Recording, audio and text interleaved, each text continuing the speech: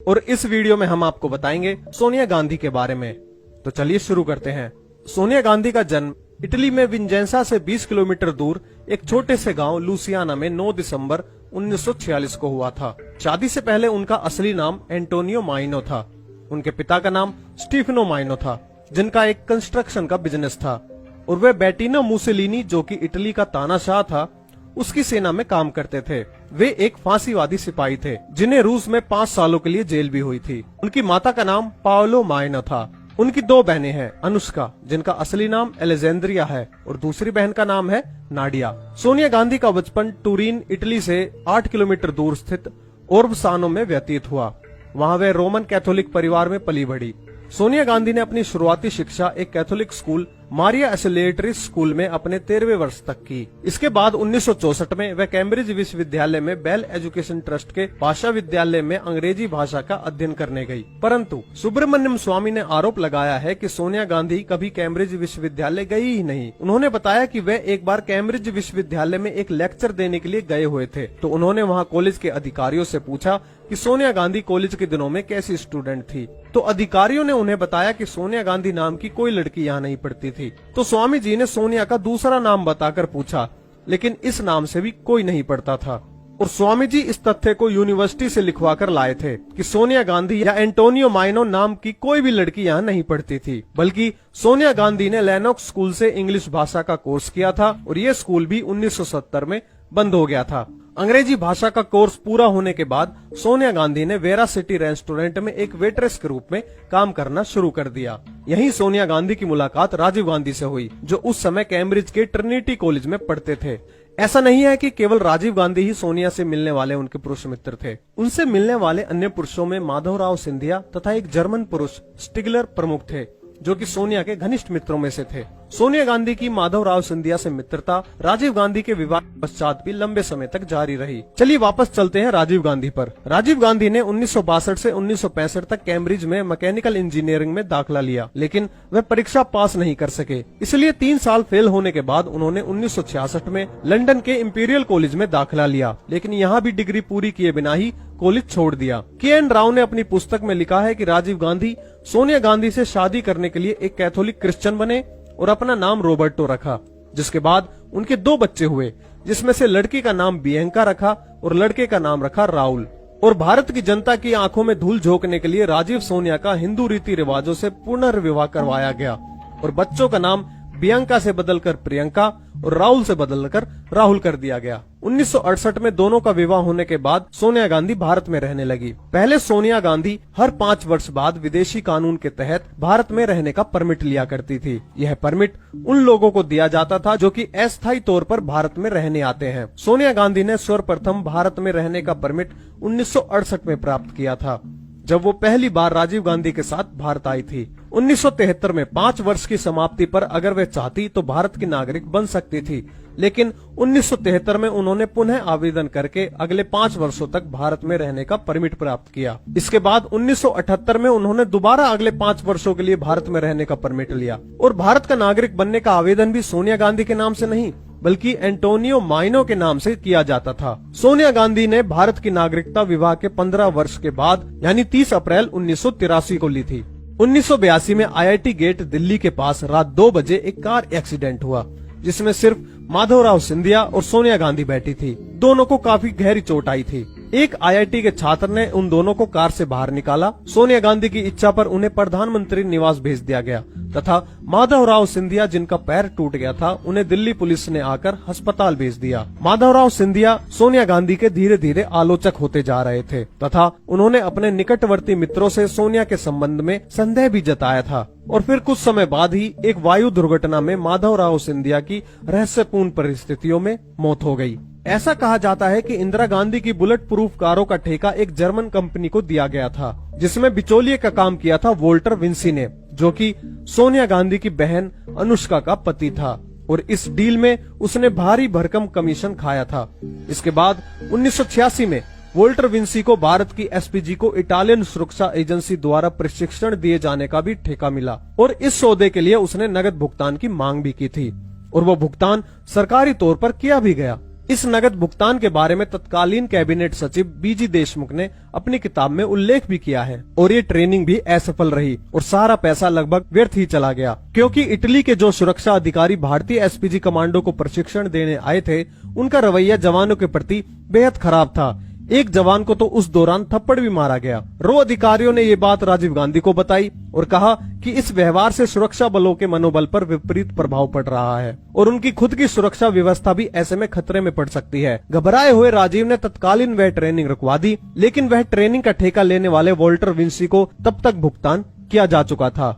ऐसा कहा जाता है कि इंदिरा गांधी को बेशक गोलियां मारी गई थी, लेकिन उनकी मृत्यु उनके दिल या दिमाग को गोलियां लगने से नहीं, बल्कि बहुत ज्यादा खून बह जाने के कारण हुई थी। जब इंदिरा गांधी को गोली लग चुकी थी, तब सोनिया गांधी ने अजीब व्यवहार करते हुए बजाय उनको एम्स ले जाने के, उसकी विपरीत दिशा में डॉक्टर राम मनोहर लोहिया हॉस्पिटल में ले जाने पर जोर दिया और बाद में अपना मन बदलते हुए फिर से फैसला बदला और इंदिरा जी को एम्स ले जाया गया। इस बीच करीब 24 मिनट बर्बाद हुए और ऐसा सोनिया गांधी ने क्यों किया, ये सिर्फ वही बता सकती हैं। स्विट्जरलैंड की प्रसिद्ध पत्रिका स्केविट्जर इलस्ट्रेट के नवंबर 1991 के अंक में छपी खबर के अनुसार राजीव गांधी के स्विस बैंक में लगभग $2 बिलियन रुपए खाते में मौजूद थे और ये खाता राजीव गांधी के मरने पर सोनिया गांधी को प्राप्त हो गया।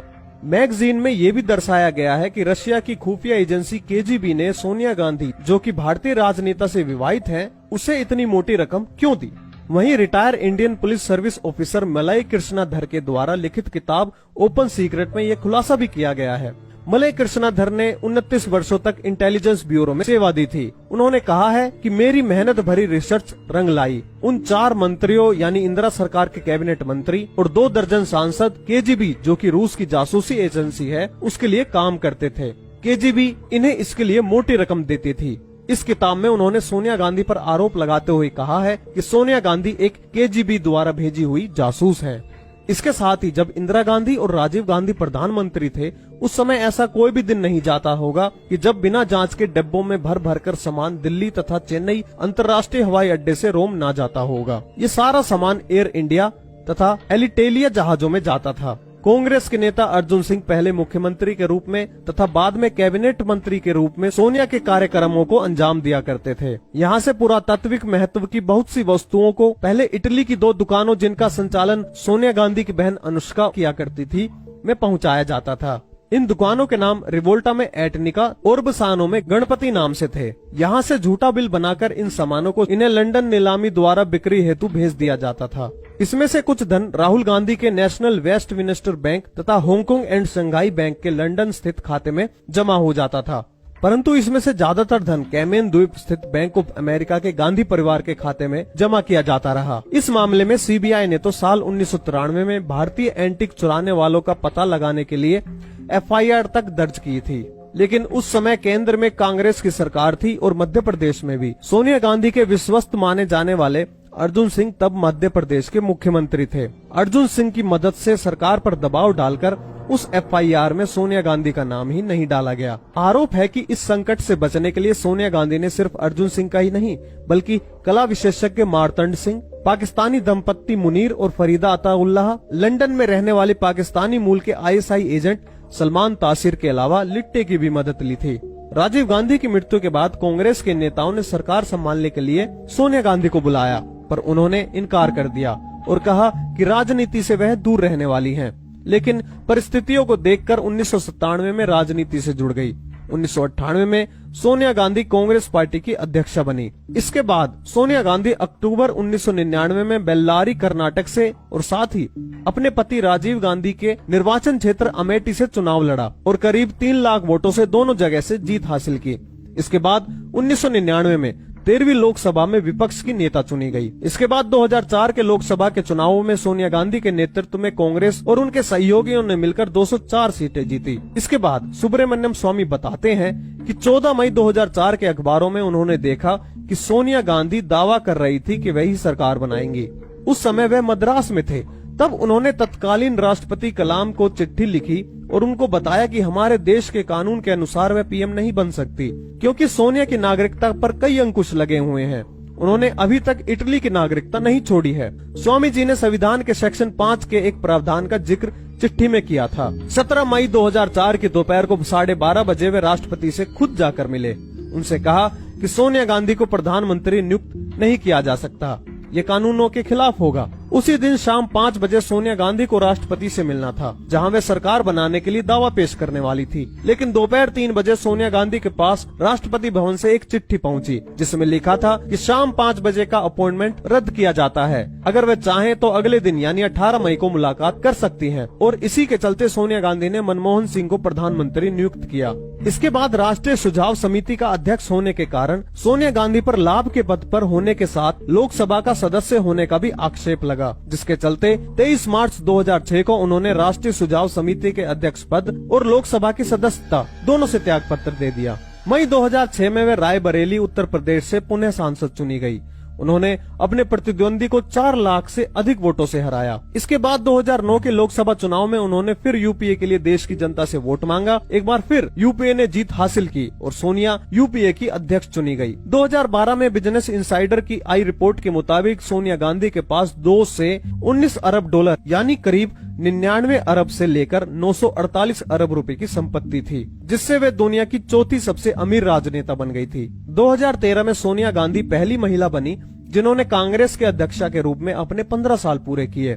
इसके बाद 2014 के आम चुनावों में नरेंद्र मोदी जी के नेतृत्व में एनडीए ने 336 सीटें जीतकर सरकार बनाई और कांग्रेस को इन चुनावों में सिर्फ 44 सीटें ही मिली। इसके बाद 1 नवंबर 2012 को सुब्रमण्यम स्वामी ने दिल्ली की एक अदालत में एक निजी शिकायत दायर की कि सोनिया गांधी और उनके बेटे राहुल गांधी ने एसोसिएटेड जर्नल लिमिटेड की सार्वजनिक रूप से अपनी निजी कंपनी यंग इंडियन के माध्यम से अधिग्रहण करके 16 अरब रुपए की धोखाधड़ी की है। इसके बारे में विस्तार से जानने के लिए यहाँ आई बटन पर क्लिक करें। केस की कई तारीख पढ़ने के बाद 7 दिसंबर 2015 को राहुल गांधी और सोनिया गांधी को 9 तारीख को कोर्ट में पेश होने के लिए कहा गया, लेकिन वे पेश नहीं हुए और 19 दिसंबर 2015 को पटियाला हाउस कोर्ट अदालत ने सभी को जमानत दे दी, लेकिन उन्हें अगली सुनवाई की तारीख 20 फरवरी 2016 को अदालत में उपस्थित होने का आदेश भी दिया। इसके बाद इनकम टैक्स विभाग ने नेशनल हेराल्ड के मामले में दोनों नेताओं को तकरीबन 100 करोड़ रुपए का दंड लगाया। इनकम टैक्स विभाग के मुताबिक 2011-12 में सोनिया गांधी और राहुल गांधी ने तकरीबन 155.41 करोड़ और 154.96 करोड़ रुपए अपनी आय में नहीं दिखाए थे, जिसके एवज में दंड के तौर पर 100 करोड़ रुपए की देनदारी बनती है।